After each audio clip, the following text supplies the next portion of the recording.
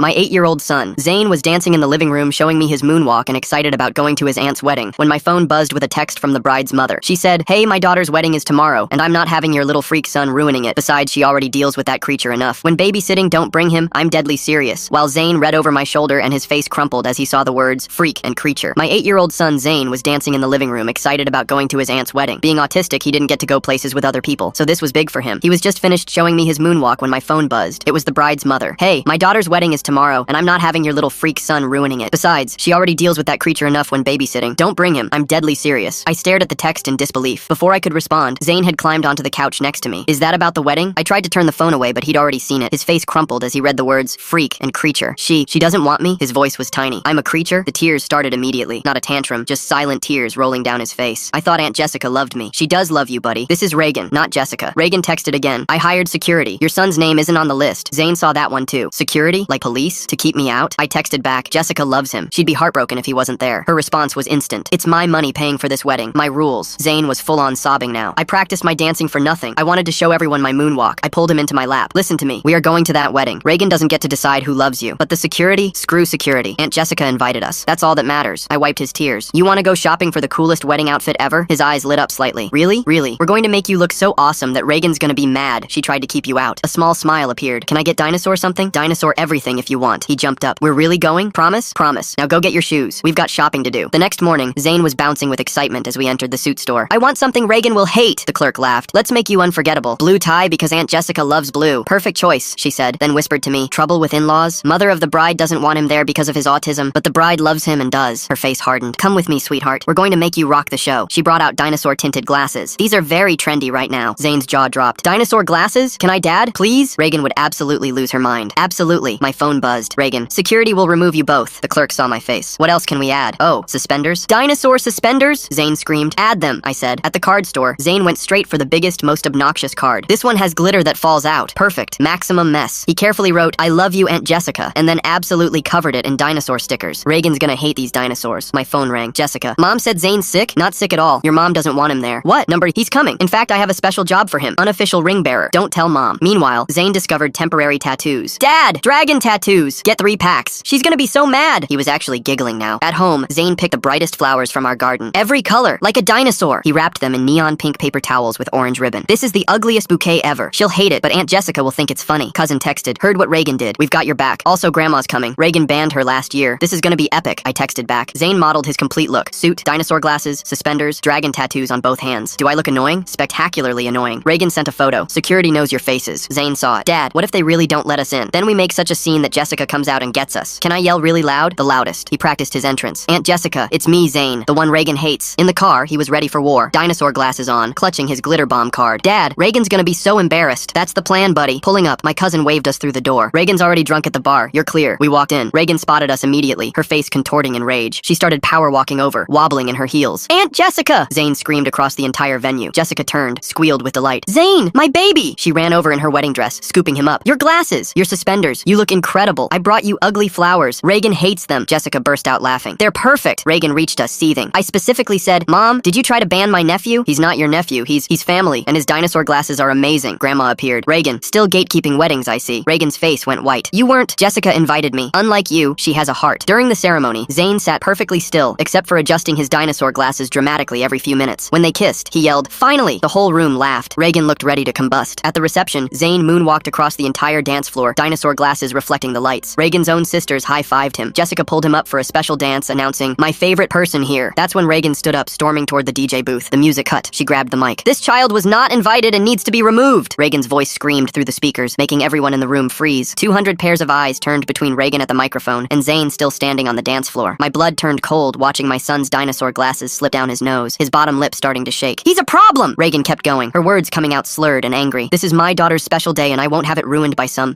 Jessica jumped up from the head table so fast her chair fell backward. Her white dress swished as she ran toward her mother at the DJ booth. "Mother, stop!" Jessica's voice cut through the whole room. She reached for the microphone, but Reagan pulled it away, holding it above her head like a prize. "Everyone needs to know what kind of creature you brought to our family party," Reagan shouted into the mic. Zane's whole body started shaking. I watched him begin to rock back and forth, the thing he does when he's really scared. I pushed through the crowd trying to get to him, but Grandma beat me there. She wrapped her arms around him tight. "You're perfect, sweetheart," she said loud enough for the nearby tables to hear. "Don't listen to her." Robert stood up from the head table and walked calmly to the DJ booth, his jaw set hard. "Reagan, Reagan, you're drunk. Give me the microphone. She held it tighter against her chest. This is my money, my wedding, and that thing shouldn't be here. The word thing made people gasp all around the room. Several of Robert's family members stood up from their tables. His mother called out from across the room, Reagan, that's enough. He's a child. I finally reached Zane and dropped to my knees, pulling him against me as tears ran down his face. I'm ruining everything again, he cried into my shoulder, his little body shaking. No, buddy, you're not ruining anything, I told him, holding him tight. Reagan is the one ruining things. Jessica finally managed to grab the microphone away from Reagan, yanking it hard. Everyone, I'm so sorry, she said, her voice shaking but strong. My nephew Zane is exactly where he belongs, with family who loves him. Reagan tried to grab the mic back, but Robert stepped between them, blocking her with his body. You're choosing that creature over your own mother? Reagan yelled, her voice carrying even without the microphone. That's when David stood up from his table. Reagan's husband had this look on his face I'd never seen before, dark and angry and done. Reagan, we're leaving. Now, David's voice was quiet, but everyone heard it. What? David, no! Reagan pointed at us, her arm shaking. They need to leave. David was already walking toward her, his steps steady and sure. I've watched you do this for 20 years, he said, reaching the DJ booth. You did it to my sister, to my mother, and now to an 8-year-old boy. I'm done. The room went so quiet you could hear the air conditioning humming. Reagan's face went from red to white in seconds. David, you don't understand. He's autistic. He'll ruin— The only person ruining anything is you. David's voice boomed across the whole room, making Reagan step back. Zane pulled on my sleeve, his dinosaur glasses sitting crooked on his face. Dad, should we go? I don't want Aunt Jessica's wedding to be sad. Before I could answer, Jessica appeared beside us, dropping to her knees in her wedding dress right there on the floor. Zane, sweetheart, you are the best part of this whole day, she said, tears running down her face and messing up her makeup. I'm so sorry about my mom. Will you dance with me, please? Zane looked at me, then back at Jessica, confused. But Reagan said— he started. Reagan is wrong, Jessica said firmly, taking his hands in hers. You're not a creature or a thing. You're my favorite nephew, and I love your dinosaur glasses and your moonwalk and everything about you. The DJ, who'd been watching everything happen, leaned into his microphone. How about we get this party started again? This one's for Zane. The opening notes of the song Zane had been moonwalking to earlier filled the room. Something doesn't add up about Reagan paying for this whole wedding, when her own husband David seems completely fed up with her behavior. Makes me wonder if there's more to their financial situation than Reagan's letting. Half the room started clapping to the beat right away. Robert's mom shouted from her table, "Come on, Zane! Show us that moonwalk again!" Zane wiped his nose with his sleeve, and I saw a tiny smile starting to show. Reagan started walking toward us, wobbling in her heels and nearly tripping. This is my wedding. I paid for everything. But Grace and 3 other cousins stepped in front of her, making a wall with their bodies. Actually, Mom, Jessica stood up, smoothing down her dress. Robert's parents paid for half, and they want Zane here. Robert's dad nodded from across the room, raising his drink. The boy stays. Reagan spun around, looking for someone, anyone, to take her side, but even her own sisters were shaking their heads at her. You've gone too far this time, Reagan, one of them called out. Zane suddenly stood up, pushing his dinosaur glasses back up his nose with determination. I want to dance with Aunt Jessica. He took her hand, and they walked to the middle of the dance floor together. The whole room let out this collective "aww" sound as Jessica and Zane started dancing. He did his moonwalk while she spun around him, her dress floating out like a cloud. People pulled out their phones, recording everything. Reagan made one last desperate move, heading for the door marked "Office." I'm getting the manager. This is against the law. David followed her, shaking his head like he couldn't believe this was his life. While Reagan was gone, the music kept playing, and Zane kept dancing with Jessica. When the song finally ended, he took this big dramatic bow that made everyone laugh and clap even louder. Dinosaurs are awesome! Someone shouted from the back, and Zane's whole face lit up as he pushed his glasses up proudly. Robert walked over and lifted Zane right up onto his shoulders. This is my new nephew, everyone. The coolest kid at this wedding. Zane laughed for real now, all those earlier tears completely gone. From up on Robert's shoulders, he could see the whole room full of people smiling at him, clapping for him, loving him. About 5 minutes later, Reagan came back dragging this tired-looking man in a black suit, the venue manager. These people weren't invited, she said, pointing right at us. The manager looked around the room, at Jessica in her wedding dress laughing, at Zane up on Robert's shoulders, at everyone having a great time. Ma'am, I see a wedding party with happy guests, the manager said carefully. The bride clearly wants them here. Reagan's face turned purple. I'm paying for this venue. Actually, Robert's father stood up, pulling out his phone. I have the receipt right here. We paid our half directly. Our names are on the contract too. The manager nodded and just walked away, leaving Reagan standing there. Reagan stood alone in the middle of the room with everyone staring at her. You're all going to regret this, she said, her voice cracking. Jessica, you're out of the will. Jessica actually laughed, like really laughed. Mom, you've been using that will threat for 15 years. I don't care about your money. I care about family. Real family that loves no matter what. David came back carrying Reagan's purse and coat. We're leaving, Reagan. Now. She tried to argue, but he was already guiding her toward the door. You can stay at your sister's tonight. I need to think. As Reagan got let out, she turned back one more time. That child will ruin your life, Jessica. Jessica walked over and took Zane's hand. The only thing being ruined tonight is your relationship with everyone who matters. The room stayed quiet for a moment after the door closed behind them. Then Grandma raised her glass high. To Zane, the best dancer at this wedding. Everyone raised their glasses, shouting, to Zane! Zane hid his face in my shoulder, happy but overwhelmed by all the attention. Dad, everyone likes me. I hugged him tight. They don't just like you, buddy. They love you. About 10 minutes later, the DJ leaned into his microphone. Special request from the bride. Everyone on the dance floor for the Zane train. Music started pumping, and Jessica led a conga line with Zane right at the front, his dinosaur glasses catching all the disco lights. He added his moonwalk moves to the conga line, and everyone behind him tried to copy it, laughing when they couldn't get it right. Robert's mom found me standing at the edge of the dance floor. Your boy is wonderful. Reagan's been a problem at every family party. Thank you for standing up to her. I watched Zane leading that conga line, adding spins and slides, everyone following him like he was the Pied Piper. He just wanted to celebrate his aunt's love. That's all he ever wanted. The party kept going strong for another hour. hour when David came back alone. He found me by the bar, looking tired but somehow lighter. I'm filing for divorce Monday, he said. 20 years of watching her hurt people. Your boy was the last straw. I'm sorry, I told him, and I meant it. David shook his head. Don't be. Zane did us all a favor. Sometimes it takes a child's honesty to show us what we've been ignoring. Jessica and Robert came to find us for the official photos. We want Zane in all the family pictures, Jessica said. He's family. Real family. Zane fixed his dinosaur glasses all importantly, making sure they were perfectly straight. The photographer arranged everyone, putting Zane right in front. Perfect. The dinosaur glasses are actually great. Zane smiled huge, and for one shot, he did his moonwalk pose that made everyone crack up. Later during the cake cutting, Jessica called Zane up to the front. My nephew gets the first piece after us, she announced. Reagan's empty chair at the head table seemed to stare at everyone, but nobody cared. Zane carefully took his cake plate, then stopped. Aunt Jessica, will Reagan be mad at you forever because of me? Jessica knelt down in her dress. Baby, Reagan's anger is her choice. My love for you is mine. We were all eating cake when suddenly sparkles started falling from the ceiling vents like snow. The glitter I'd put in there earlier had finally worked loose from the air conditioning. I forgot about that, Zane shouted, jumping up with joy. Instead of being upset, everyone laughed and started dancing in the glitter rain. This is the best wedding ever, someone shouted. Jessica spun around in the sparkles, her white dress catching the light like a disco ball. Robert grabbed the microphone. Everyone, this glitter is courtesy of my new nephew Zane. Reagan said he'd ruin the wedding. Instead, he made it magical. The crowd cheered and kept dancing in the falling glitter. By 11:30, the party was winding down, and Zane had fallen asleep in my lap, still wearing his dinosaur glasses. Jessica and Robert stopped by our table one more time before they left. Thank you, Jessica whispered, touching Zane's hair gently, for bringing him anyway, for fighting for him. Reagan stole so much joy from my life. Not anymore. Robert added, we want Zane at every family event, every birthday, every holiday, and Reagan won't be there to stop it. I nodded, feeling something heal inside me that I didn't even know was broken. I carried sleeping Zane out to the car, his dinosaur glasses crooked on his face, glitter stuck in his hair. The parking helper who brought our car around said, that your boy who did the moonwalk? He was amazing. In the car, Zane woke up briefly as I buckled him in. Dad, did I do good? I kissed his forehead. You did perfect, buddy. You were exactly yourself, and that's always good. He smiled and fell back asleep. As I drove home, my phone kept buzzing with texts, photos, and videos from the wedding, all showing Zane dancing, laughing, being loved. Each message said something like, your son is wonderful, or Reagan was so wrong. The next morning, Zane woke up and immediately put on his dinosaur glasses. Can we go to more weddings? He asked over breakfast, but only ones where they want me there, not where I'm a creature. You're never a creature, I told him firmly. You're Zane. You're perfect. He thought about this while eating his cereal. Reagan thought I was a creature. Reagan was wrong about a lot of things. Around 10, Jessica texted a photo from the photographer. The family picture with Zane front and center, his dinosaur glasses and huge smile the focal point of the whole shot. Her message said, ordering 100 copies. Reagan can stay mad. That afternoon, David called. I wanted you to know, I'm setting up a college fund for Zane. Reagan controlled our money for years, using it to hurt people. Time to use it for good. I didn't know what to say. David, you don't have to. I want to. That boy showed more courage last night than most adults ever do. He deserves every opportunity. A week later, at Zane's regular therapy appointment, he told his therapist all about the wedding. Everyone clapped for my moonwalk, and Aunt Jessica said I was the best part. His therapist smiled at me over his head. This was huge progress from the boy who'd believed he was a creature just a week ago. And you know what? Zane continued, swinging his legs from the chair. When the glitter fell, nobody got mad. They said it was magic. Maybe being different isn't bad. The therapist wrote notes, nodding with a smile. How does that make you feel, Zane? Like maybe I'm not wrong. Like maybe I'm just me, and that's okay. He swung his legs harder, thinking. Reagan was the one who was wrong, not me. The therapist set down her pen and leaned forward. That's a very grown-up thing to understand, Zane. You're absolutely right. 2 weeks later, David called while Zane was at school. Thought you should know. Reagan signed the divorce papers. She's moving to Florida to live with her sister. How are you doing? I asked, because even though Reagan was awful, divorce is still hard. Better than I have in years, David said. I'm seeing my own family again. Reagan had me cut them off years ago. Reagan's threat about the will gets me thinking. How many times has she used that same tired line to control Jessica? The way David just quietly decides on divorce while watching all this unfold makes me wonder what other moments he's been storing up inside him over their 20 years together. My sister cried when I called her. Good for you, David. Listen, I meant what I said about Zane's college fund. It's all set up. That boy saved my life by just being himself. 3 weeks after that, Jessica called with news that made Zane jump around the living room for 10 minutes straight. I'm pregnant, and guess what we're calling the baby if it's a boy? What? Zane asked, pressing his face against my phone. Zane, after the bravest kid I know. Zane's eyes went huge behind his dinosaur glasses, which he still wore every day. Really? A baby named after me? Really? You showed me what real family means. I want my baby to be just as brave as you. A month after the wedding, Zane had to do a presentation at school about an important event in his life. He stood in front of his class wearing his dinosaur glasses and told the whole story. My great aunt tried to ban me from a wedding because I'm autistic, he said clearly, not ashamed anymore. But I went anyway, and you know what? Everyone else wanted me there. Sometimes one mean person doesn't speak for everyone. His teacher had tears in her eyes. Zane, that was incredibly brave. Class, what can we learn from Zane's story? A girl raised her hand. That being different doesn't mean being wrong? Exactly, the teacher said, and that standing up for yourself matters. Zane sat down with his head high. 3 kids asked to see his dinosaur glasses at recess. 2 months after the wedding, Reagan tried to reach out. She sent a letter, an actual paper letter, to our house. Zane found it first and brought it to me. It's from Reagan, he said, recognizing her name on the return address. I opened it and read it out loud. I've had time to think. Perhaps I was too harsh. If you apologize for disrupting my daughter's wedding, we can discuss Zane attending future family events with proper supervision. Zane looked at me. She still thinks I did something wrong. Yes, she does. Should we write back? I pulled him onto my lap. What do you think? He thought hard, pushing his glasses up. Number, she's not really sorry. She just wants us to say we were wrong, and we weren't. That's very smart, buddy. We threw the letter away together. 3 months after the wedding, we We had Christmas at Jessica and Robert's new house. The whole family came, David included, looking happier than I'd ever seen him. Reagan's absence felt like a gift itself. Zane performed his moonwalk for everyone, and this time he added new moves he'd been practicing. Jessica, now showing her pregnancy, danced with him despite Robert's worried hovering. Remember when Reagan said you'd ruin everything? Grandma said, watching Zane teach his younger cousins the moonwalk. She was wrong about everything, I said. David overheard and came over. You know what the saddest part is? Reagan's alone in Florida, missing all of this. She chose her pride over her family. That night, as I tucked Zane into bed at home, he asked me something that showed just how far he'd come. Dad, do you think Reagan is sad? Probably. I'm not glad she's sad, he said carefully, but I'm glad she can't make other people sad anymore. That's a good way to think about it. He adjusted his dinosaur glasses on the nightstand. He'd gotten 3 more pairs since the wedding, all different colors. Dad, thank you for not letting her make me think I was wrong. You were never wrong, Zane. You're exactly who you're supposed to be. I know that now, he said. The wedding taught me, not everyone has to love me, but the people who matter do. I kissed his forehead, thinking about the terrified boy who'd thought he was a creature just 3 months ago. That boy was gone, replaced by this confident kid who knew his worth. Dad, he said as I reached the door. Yeah, buddy. Next time someone calls me a creature, I'm going to say, no, I'm a dinosaur, and put on my glasses. I laughed. That's perfect. And it was. My boy had learned the most important lesson of all, that other people's opinions of him couldn't change who he was. Reagan had tried to break him, but instead, she'd helped him find his strength. He wasn't a creature or a problem or anything she'd called him. He was Zane, and that was more than enough. Thanks for hanging out and wondering about stuff with me today. Definitely some interesting moments in there. See you next time. Like the video. It helps more than you think.